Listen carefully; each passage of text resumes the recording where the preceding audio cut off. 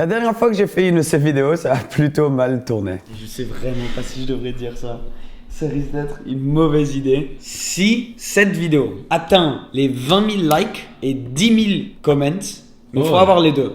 Faut avoir 20 000 likes et 10 000 comments. Je vais acheter une de ces voitures. J'ai fini par acheter une Audi R8 après avoir fait une vidéo sur les voitures, les meilleurs investissements pour moins de 50 000 euros. Les meilleurs supercars pour moins de ce prix-là. Alors aujourd'hui, on va refaire une vidéo de ce type, mais je vous assure, je ne me fais acheter de voiture de cette vidéo parce qu'aujourd'hui, on parle de voitures pour moins de 100 000 euros. Par contre, je vous mets quand même un petit challenge. Si cette vidéo atteint 8 000 likes et 1000 commentaires, on va en faire plus parce que vous avez l'air d'aimer ce genre de vidéo. Vous m'avez demandé souvent d'en refaire une. Donc, si on fait 8 000 likes, je pourrais refaire une autre vidéo sur les meilleurs investissements pour moins de 20 000 euros ou pour moins de 200 000 euros ou sur les futures voitures qui vont venir. Donc, mettez vos commentaires en dessous, partagez la vidéo pour atteindre les likes et on va choisir la vidéo qui avait le plus dans les commentaires. Bref, sur ce, continuons. Donc, les supercars pour moins de 100 000 euros, il y en a énormément. Bien sûr, là, j'en ai choisi 5. Ce sont des voitures qui devraient potentiellement monter en valeur. Quelques-unes, bon, je suis pas non plus un expert, mais c'est quelques-unes que j'ai regardées moi personnellement pour le futur. Bien sûr aussi, je veux juste dire qu'on ne sait jamais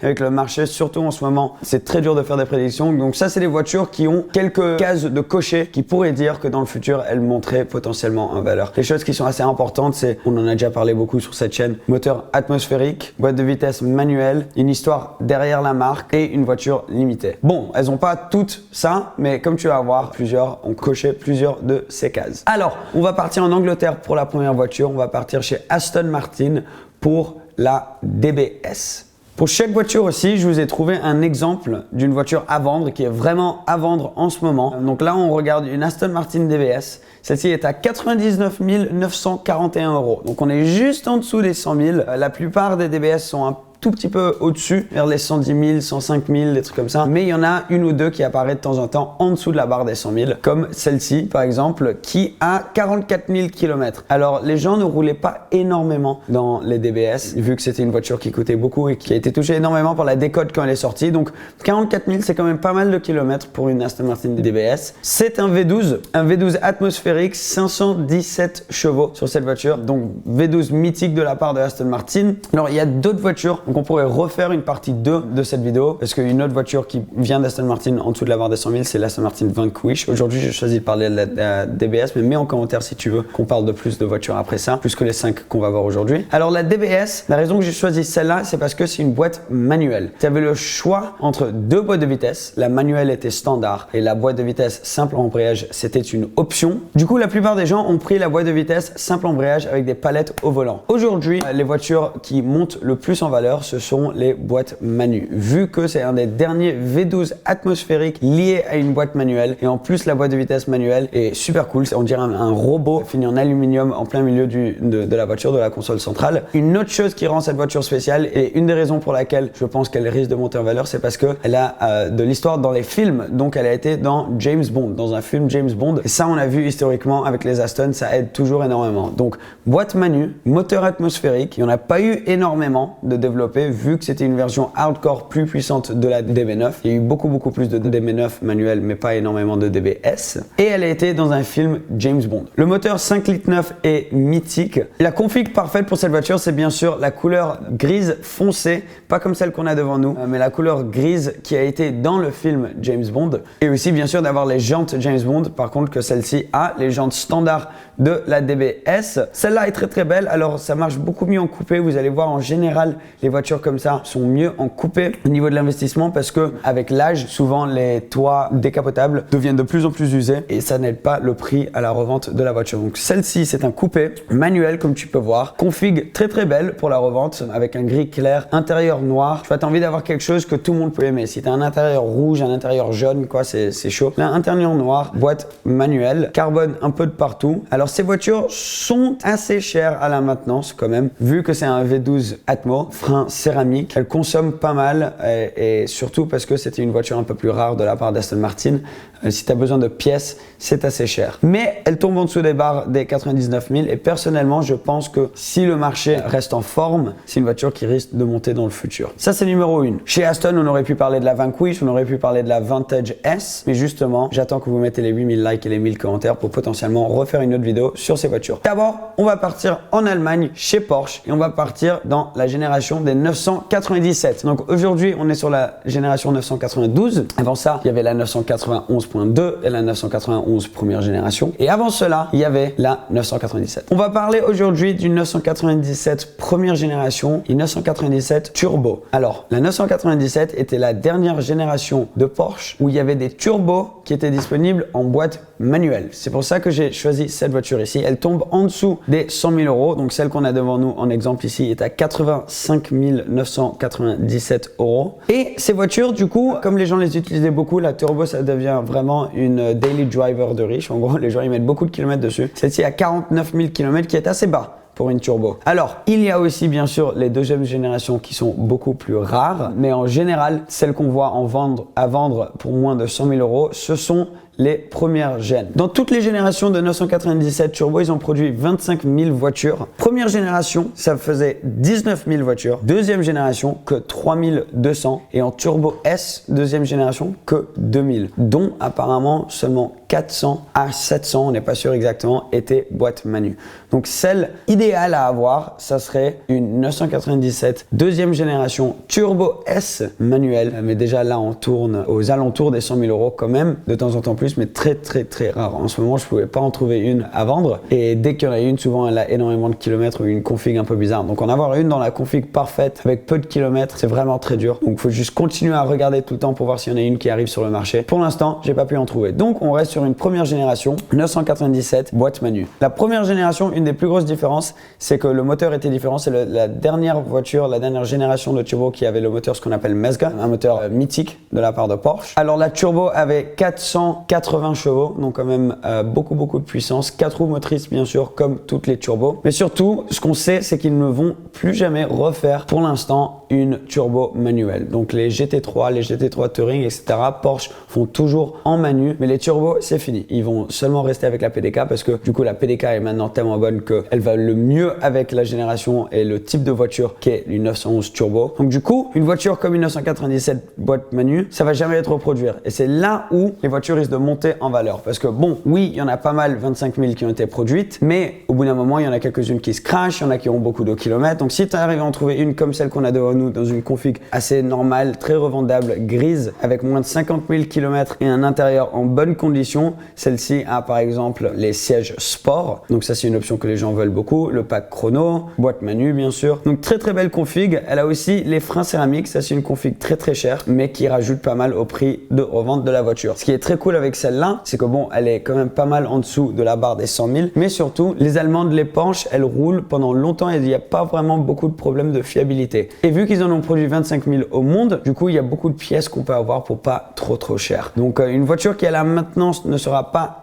extrême et qui tombe pas mal en dessous des 100 000, mais du coup, est quand même très rare. Bon, oui, ce n'est pas un moteur atmosphérique, c'est un moteur biturbo, bien sûr, mais elle a la boîte manu et elle vient d'une grosse marque, la marque allemande Porsche, une des marques où on voit souvent les meilleurs investissements. En dessous de la barre des 100 000, on pourrait aussi parler de la Cayman GT4, de la 996 Turbo S, d'autres voitures qui montent énormément, mais on va peut-être devoir attendre pour une autre vidéo encore. Parlons peu, mais parlons bien maintenant de Audi. Oui, je vais parler de la Audi R8 V10 manuelle, comme la mienne, celle que j'ai fini d'acheter après qu'on ait fait la vidéo des moins de 50 000. Dans la vidéo des moins de 50 000, on parlait des R8 V8 boîte manu, mais du coup, pour moins de 100 000, tu peux prendre un R8 V10 boîte manu. Alors là, on est parti sur un V10 de première génération, mais facelift. Donc du coup, il y a 4 générations maintenant de R8. Première gène 1.2, donc le facelift. Deuxième génération et génération 2.2. En gros, le facelift, ça c'est où on est aujourd'hui. Alors là, on peut voir que les phares avant sont un petit peu différents. Très dur à trouver des V10 facelift boîte manu. Encore plus les V10 Plus. Donc V10 Plus boîte manu, c'était très rare. La raison pour laquelle les facelift en boîte manu étaient rares, c'est parce que ce n'était pas une option. Par exemple, les V10 Plus venaient seulement avec la boîte S-Tronic électronique. Il fallait demander à Audi de mettre la boîte manu. Il fallait faire une demande spéciale. C'est pour ça qu'elles sont très rares. Alors, V10 5 litres 2. Là, si on est en V10 normal et non pas plus, on a 525 chevaux. Et je suis parti sur un Spider ici. Idéalement, je prendrais un coupé. Comme on a discuté tout à l'heure, les coupés, ça marche toujours un petit peu mieux. Mais là, sur le marché en ce moment, il n'y en avait vraiment pas beaucoup. Donc là, on est sur un Spider à 57 000 km à 89 990 €. Et ce n'est pas un V10 Plus. Alors là, on peut voir, donc, elle vient avec les freins céramiques, celle-ci, couleur blanche, donc pareil, très revendable. L'intérieur noir aussi. Pas mal d'options. Elle a l'air en bonne condition, cette voiture. Elle a les sièges sport à l'intérieur avec les surpiqûres. Et cette boîte manuelle est juste magnifique. Alors la raison que cette voiture, je l'ai mis ici, c'est parce que un V10, déjà, c'est rare. Il n'y a pas énormément de voitures qui ont un V10. Il y en a une autre dans cette vidéo dont on va parler qui a un V10. Mais un V10 lié à une boîte manuelle, c'est extrêmement rare.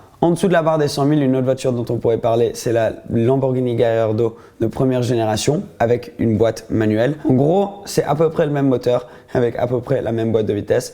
Mais là, chez Audi, la raison que j'ai mis celle-ci, c'est parce que du coup, comme on a parlé dans une de mes dernières vidéos, à la maintenance, elle n'est pas très chère. Vu que c'est une Audi R8, donc ils ont vendu pas mal de voitures, les pièces ne sont pas hallucinantes. Bon, c'est bien sûr quand même une supercar avec un V10, mais si tu dois remplacer le pare-choc avant, le pare-choc arrière, ça sera beaucoup moins cher que si c'était sur une Lamborghini Gallardo. Donc, après la rareté d'avoir un V10 boîte atmosphérique avec une boîte manuelle, c'est une voiture que je pense qu'on ne va plus revoir. Je ne vois vraiment pas une marque de voiture qui vont revenir avec une voiture de ce style. Quand j'y pense le plus, les seules voitures auxquelles je peux penser qui ont un V10 lié à une boîte manuelle, c'est la Porsche Carrera GT, la Dodge Viper, la R8, la Gallardo et la M5 F10, il me semble, en boîte manuelle. Donc ouais, très rare, il n'y a pas beaucoup de modèles du tout. Donc c'est pour ça qu'on a rajouté la Audi R8 à cette liste. Celle-ci à 90 000 €. Alors après, j'ai réussi à trouver une Lamborghini Gallardo, mais pas n'importe laquelle. Donc ça a pris pas mal de recherches et ça arrive pas tout le temps qu'on en trouve une. Une Lamborghini Gallardo Superleggera. Donc la version hardcore de la Lamborghini Gallardo, elle a 100 kg en moins que la Gallardo de base. Elle est sortie en 2007 au Salon de Genève. 530 chevaux et un moteur très similaire à celui de la R8 V10. Alors V10 atmosphérique, bien sûr, marque mythique Lamborghini, mais surtout la première génération de Superleggera, ils en ont vraiment pas fait beaucoup. C'est une voiture mythique, c'était la première Gallardo Superleggera, la première Gallardo hardcore qu'ils ont faite. Et la Gallardo, bien sûr, c'est la voiture qui a vendu le mieux dans l'histoire de Lamborghini. Donc il y a le côté historique derrière, mais surtout c'est une voiture qui te donne des sensations comme aucune autre voiture aujourd'hui. Donc boîte simple embrayage, super hardcore, elle fait un bruit de fou furieux, carbone de partout. Celle-ci qu'on a devant nous, elle arrive juste en dessous de la barre des 100 000. On est à 99 900 €. Donc on arrive juste en dessous de la barre des 100 000. Et elle est dans une config très revendable. Donc noir, elle a les jantes classiques Superleggera finies en gris et un intérieur fini en Alcantara noir. Alors cette voiture, vraiment, quand elle est sortie, elle était juste magique. Le fait qu'on peut trouver une comme ça avec autant de carbone, le couvre-moteur en carbone, les rétros en carbone, intérieur full carbone avec Alcantara, le harnais, il y a tout. Vraiment, en gros, c'est une voiture qui est très similaire à ma Scuderia, donc ma 430 Scuderia. La 430 est montée beaucoup plus en valeur. Donc celle-ci, les Gallardo Superleggera, tu peux les trouver aux alentours des 100 000. Et pour moi, c'est vraiment une super bonne voiture à ce prix. Et je pense qu'elles vont beaucoup, enfin peut-être pas directement maintenant, mais dans le futur, elles vont valoir beaucoup plus que 100 000 €. Vu que, pareil, une voiture comme ça, liée à un V10 aussi mythique que celui-là, la première génération de Gallardo, une voiture mythique aussi, en Superleggera, c'est ouf. C'est dommage bien sûr qu'il n'y a pas de boîte manu ici. Pour moins de 100 000 €, bien sûr, tu peux faire une conversion ou quoi en boîte manu. La boîte simple embrayage est vieille et surtout c'est une Lamborghini, donc il risque d'avoir des pièces très chères. Vu qu'ils en ont vraiment pas produit beaucoup de ces Superleggera, comparé au Performante maintenant, c'est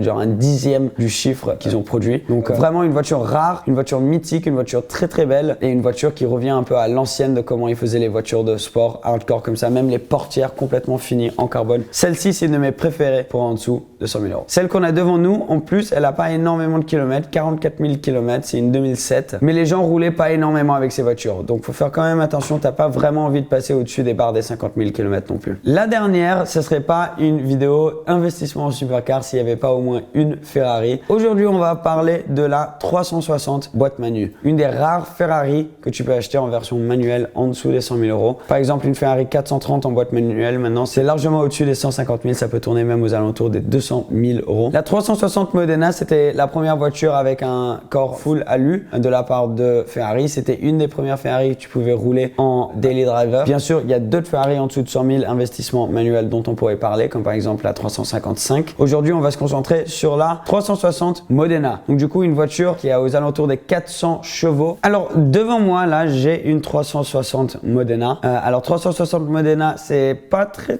facile non plus d'en trouver beaucoup en boîte manu. Celle-ci est jaune. L'idéal serait un rouge sur ces voitures vu que c'est la couleur mythique un peu de Ferrari. Même si le jaune, c'est la deuxième meilleure couleur, je dirais, vu que à la base, la couleur de Ferrari, c'était le jaune. Mais ensuite, quand ils commencent à faire des courses, la manière que ça marchait, sport auto à la période, c'est que toutes les voitures qui venaient d'un certain pays devaient porter les couleurs associées à ce pays. Du coup, l'Italie, c'était le rouge. Donc Enzo Ferrari peignait toutes ses voitures en jaune à la base, mais ensuite pour faire le sport auto, c'est parti en rouge et ça a collé depuis, c'est resté avec le rouge. Donc le jaune sur cette voiture, intérieur noir, boîte manu. Les 360, bien sûr, en étant une Ferrari, faut faire assez attention parce que les pièces peuvent être très chères. Là, on est sur un V8 aux alentours des 400 chevaux et celle-ci a 35 000 km, donc pas beaucoup de kilomètres, mais c'est très important de vérifier que la voiture a été bien entretenue par Ferrari. Parce que bon, on sait jamais exactement qui entretient ces voitures et comme elles sont assez fragiles quand même, faut faire gaffe. Donc moi je dirais toujours d'essayer de rester avec des voitures qui ont tout l'historique chez Ferrari. Tout est bien noté. Bien sûr, ça monte le prix un peu. Là, on est sur du 86 000 € quand même. C'était une des premières voitures vraiment dans laquelle on pouvait rouler beaucoup. C'est pour ça que je l'ai choisi pour cette vidéo parce que la 355 par exemple, c'est une voiture encore plus fragile que la 360. La 360 moteur V8 atmosphérique. Bien sûr, ils ne font plus les moteurs atmosphériques Ferrari dans leur voiture comme ça avec la 488, maintenant la F8 Tributo. Avant ça, on avait toujours les Atmos 458 et 430, mais ça fait partie d'une des dernières. Ferrari aussi, bien sûr, juste une marque tellement mythique que ça monte souvent en valeur, surtout les boîtes manuelles. C'est pour ça qu'on a choisi une boîte manuelle. C'est essentiel avec ces voitures de prendre une boîte manuelle plutôt qu'une boîte F1 parce que la boîte F1 est vraiment pas top du tout. Et Ferrari ne produisent plus du tout de manu. Donc une marque aussi mythique qui ne produise plus ce genre de voiture, c'est deux choses qui font énormément monter la valeur. Bon,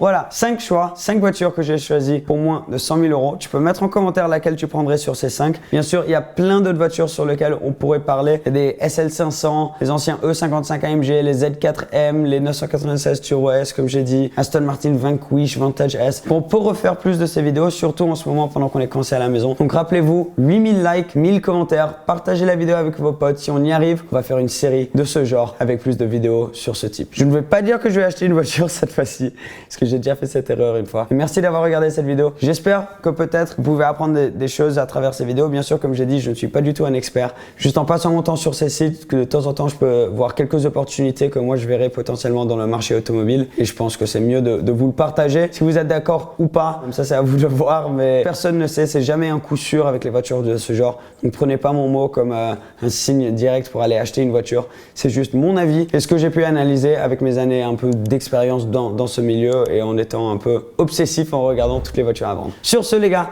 merci beaucoup. Abonne-toi si tu ne l'es pas encore et on se verra très bientôt. Ciao la famille.